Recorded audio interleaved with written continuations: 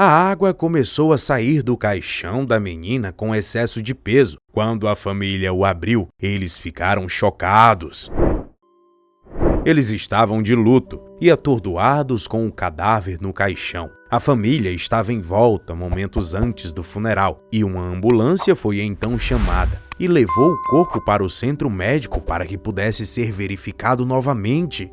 No hospital, os médicos anunciaram que a mulher ainda estava viva, mas eles não conseguiam explicar como ou por que ela tinha sido erradamente registrada como falecida. Este era um momento terrível e de glória para todos. A senhora Pérez, que estava grávida de 3 meses, supostamente caiu inconsciente depois de acordar durante uma noite para usar o banheiro que ficava fora de sua casa, em La Entrada Western, em Honduras. Acreditava-se que ela pudesse ter tido um colapso ou um aparente ataque de pânico depois de ter ouvido o barulho de tiros. Mas quando a adolescente começou a espumar pela boca, seus pais, que eram religiosos, chamaram o padre local, pois acreditavam que ela estava possuída por um espírito maligno. Parentes disseram que o padre tentou exorcizá-la, mas um pouco mais tarde, ela já estava sem vida e foi levada para o hospital, onde 3 horas depois, os médicos a declararam oficialmente como morta. Pérez estava acima do peso e foi então enterrada no vestido de noiva que ela tinha recentemente usado para se casar. Um dia depois de seu funeral, o seu marido Rodin Gonzalez foi visitar seu túmulo no La Entrada General Cemetery, quando ele ouviu bater e gritos abafados de dentro do túmulo de concreto e ficou alarmado. A filmagem mostra como a família desesperada estava quebrando o concreto da tumba já fechada com uma marreta antes de trazer para fora o caixão da senhora Pérez, tentando reanimá-la. Gonzalez disse ao noticiário da TV Prime Impacto: "Eu estava com o coração partido porque a minha querida tinha sido tomada tão de repente de mim e eu queria estar perto dela novamente. Foi quando eu coloquei a minha mão em seu túmulo e pude ouvir barulhos vindo de dentro e ouvia batidas. Então eu ouvi a sua voz gritando por ajuda. Já tinha se passado um dia desde que ela tinha sido enterrada e eu não podia acreditar. Eu estava em êxtase." Alguns trabalhadores do cemitério disseram que também tinham ouvido ruídos vindo daquele túmulo. Eu me convenci de que os gritos estavam vindo de outro lugar. Eu nunca imaginava que havia alguém vivo ali. Naquela mesma tarde, o marido da menina veio para mim implorando para que eu a tirasse de lá, porque ela estava viva. Ele estava histérico e logo a família também foi chegando e começou a quebrar o túmulo, gritando pelo seu nome. Pérez foi levada na ambulância para o hospital mais próximo, que era o de San Pedro Sula, onde ela foi levada ainda dentro do caixão. Mas embora os médicos tentassem reanimá-la e fizessem todos os exames, eles somente mostraram que, clinicamente, ela já estava morta. A doutora Cláudia Lopes lembrou que toda a família correu quase quebrando a porta carregando a menina no caixão e disse que a tirasse para fora e a colocassem na cama. Todos estavam alegando que ela estava viva. Eu fiz então todos os procedimentos necessários. Avaliamos e tentamos de tudo, mas a menina já estava morta. Então, eles a colocaram de volta em seu caixão e a levaram de volta. Para os médicos, ainda no cemitério, a senhorita Pérez podia ter sofrido um grave ataque de pânico e poderia ter temporariamente paralisado o seu coração. Outra hipótese é que a adolescente teve um ataque de cataplexia abrupta temporária, o que é a perda da função muscular voluntária tipicamente desencadeada por um forte estímulo emocional, como estresse ou medo, o qual a vítima mantém em consciência plena. Ela podia então ter morrido por causa da falta de oxigênio depois de ter acordado dentro do caixão fechado. Sua prima, Carolina Pérez, disse que depois que eles a tinham tirado do túmulo, ela colocou a mão em seu corpo e ele ainda estava quente.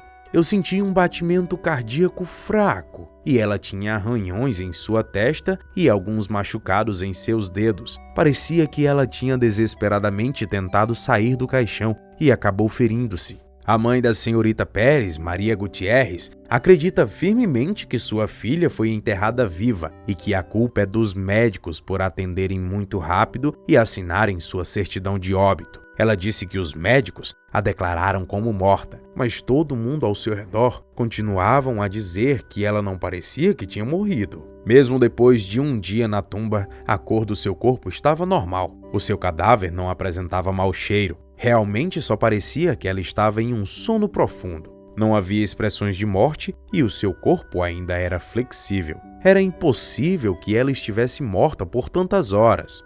Estávamos todos tão felizes por isso, depois de ela ter sido declarada morta por tanto tempo. Todo mundo estava dizendo que ela tinha vindo de volta à vida. Estávamos todos tão felizes que eu pensei que ia poder ver a minha filha de volta. Como naqueles documentários de acidentes onde as pessoas presumidamente são declaradas mortas, mas que mais tarde são encontradas vivas, muitas vezes em áreas rurais ou em outros países do mundo.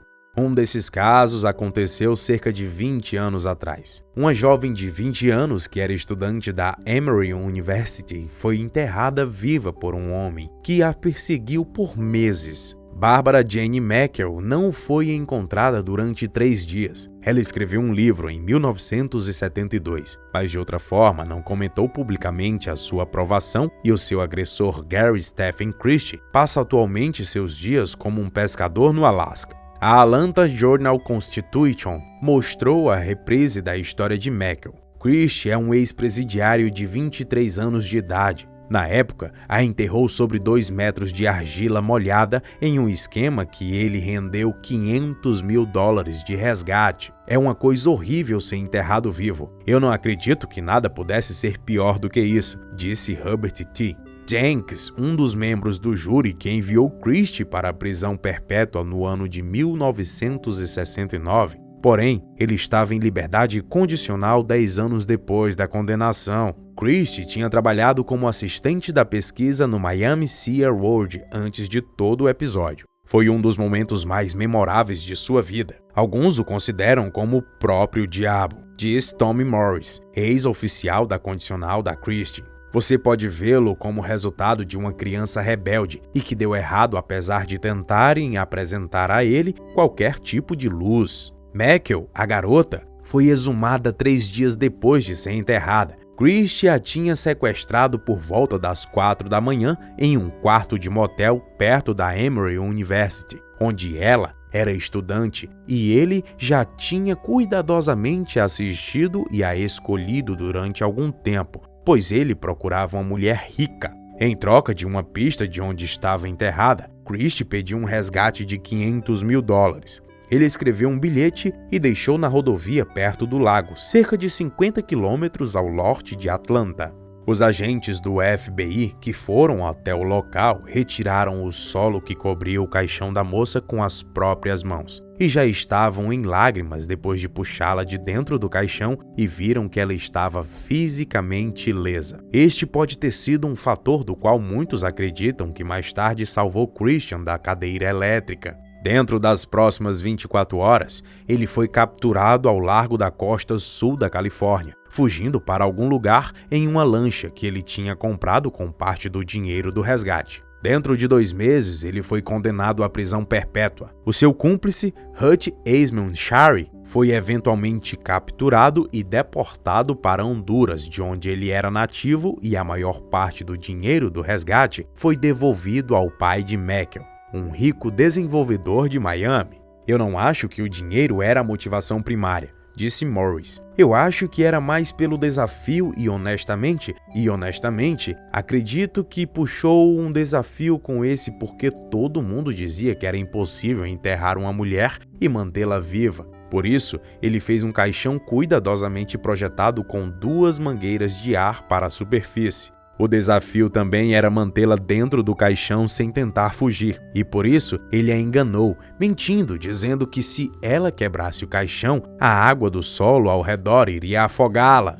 Antes que ela pudesse ser salva, Chris manipulava o caixão que tinha um ventilador e fornecia também comida e água. Em um livro de 1972, que foi a única vez que ela comentou sobre a tal provação, ela lembra de como ela gritava enquanto as pás cheias de terra batiam na tampa do caixão. Eu gritei, ela disse, e o som da terra caindo na tampa do caixão foi ficando mais longe e mais longe, até que finalmente eu não podia mais ouvir nada acima. E mesmo assim, eu continuei gritando por um longo tempo. Depois disso, no dia 4 de maio, 10 anos e 5 meses após o sequestro, Christian saiu pela porta dos fundos da prisão estadual da Geórgia, em Rainsville. Lá, ele foi recebido por uma mulher chamada Joan, que ele havia conhecido cerca de 7 anos através de uma troca de cartas enquanto ele ainda estava na prisão. Eles voaram para o Alasca e lá se casaram vários dias depois e estão juntos. Chris e sua esposa operam um barco que pesca camarões em Sitka, no Alasca, uma cidade com cerca de 8.000 habitantes, onde a pesca e a celulose são a base da economia.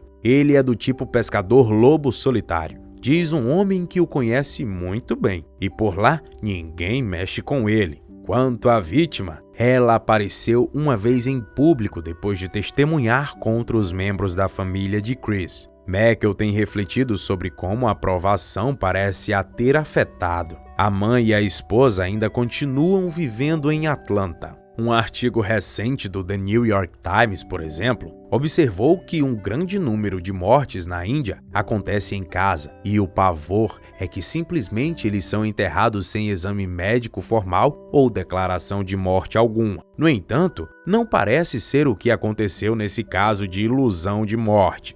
Embora ainda haja alguns detalhes faltando neste caso estranho, já há informações suficientes para sugerir uma plausível explicação científica e psicológica. O grito fraco e abafado, aparentemente vindo da tumba de Pérez, não foi um grito em tudo, mas ao invés disso foi algum som urbano ambiente. Talvez o de um carro sendo guinchado à distância ou de uma sirene que foi interpretada pela família de luto como um grito de ajuda. Embora haja notícias sensacionalistas de que Pérez estava gritando e batendo no caixão, simplesmente não há evidências de que isso realmente tivesse acontecido. Provavelmente, era mais alguma reivindicação equivocada por parte do seu marido, uma vez que ele estava compreensivelmente em pânico com o fato de sua esposa poder ter sido enterrada viva. Quando ele se juntou com os outros familiares, eles passaram a ouvir a voz do ente querido morto. Isso é comum e inofensivo, especialmente nos estágios iniciais de luto ou pânico. Vozes e ilusões são sinais de vida que podem ser criados e bem compreendidos pelo processo psicológico de fobia, que faz com que as pessoas ouçam sons e vozes distintas em ruídos aleatórios. De fato, no início deste ano, vários agentes do resgate em um acidente de carro no rio Utah erroneamente relataram ter ouvido uma misteriosa voz inexistente, chamando eles a partir de um veículo capotado. Os gregos antigos tinham medo dos zumbis, mas olhando com mais cuidado, nunca se revelou evidência alguma de que Pérez, de fato, não estivesse morta quando a família violou seu caixão. Ela pareceu calma e não responsiva, e nos vídeos, por todas as contas, nunca ela abriu os olhos ou falou algo que os médicos pudessem apresentar à família para que parecessem ou pudessem assumir que ela aparentemente estivesse viva. Não há razões para o corpo de Pérez ter chegado frio em Honduras. Isso porque Honduras, que está localizada nos trópicos da América Central, a menos que elas tivessem sido mantidas em armazenamento frio por alguma razão. Mas como a autópsia do corpo foi feita em temperatura ambiente entre 26 e 32 graus Celsius, dependendo da hora do enterro. Além disso, apesar da comum percepção de que os corpos devem ficar rígidos depois da morte, que é conhecido como rigor mortis, em que o corpo está morrendo e os músculos ficam tensos, ainda assim, é uma condição temporária, que passa depois de várias horas, dependendo ainda de muitas condições que incluem temperatura e umidade. Os parentes também afirmam terem visto hematomas em suas pontas de dedos, mas elas poderiam ter vindo de qualquer outra coisa. Além disso, o seu caixão não tinha vidro que teria sido esmagado na hora. Embora o vídeo claramente mostre o que aconteceu, quando os seus parentes quebraram o caixão com urgência utilizando um martelo, Pérez foi desesperadamente jogada contra o topo do seu caixão em uma tentativa de pânico para retirá-la. É provável que todo o vidro teria sido quebrado nestes momentos e suas mãos cortadas.